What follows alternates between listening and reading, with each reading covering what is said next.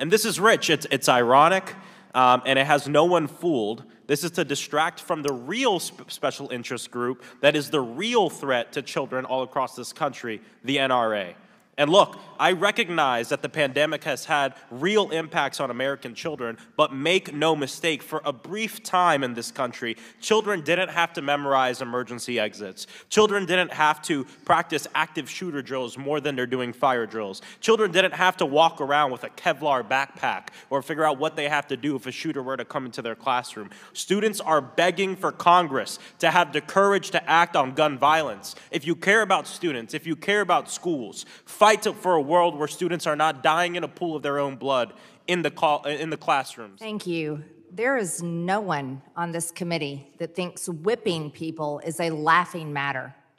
I was laughing about something completely unrelated. And it is extremely poor behavior of people on this committee to continue to attack my character for political points. I'm also concerned about people on this committee and their own anti-police rhetoric. This is a defund the FBI campaign effort. That was quite entertaining from someone that had a sexual relationship with a Chinese spy, and everyone knows it. But I move to take our words down.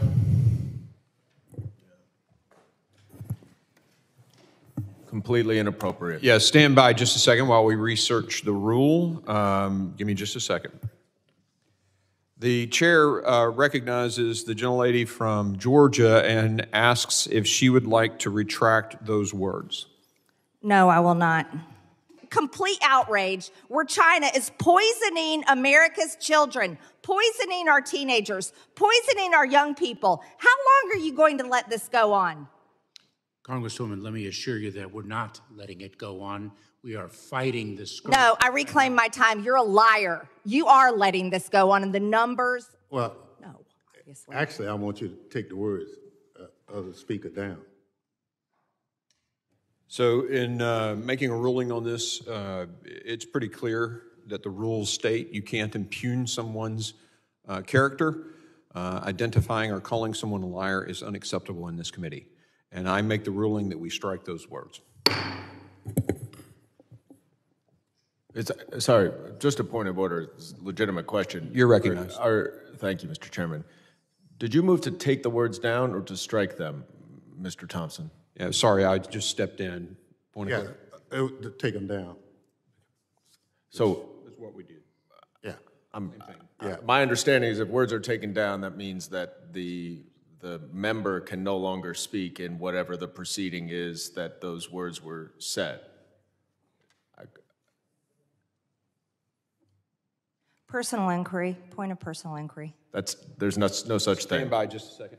House, when we strike, it does terminate the time of the individual who is speaking.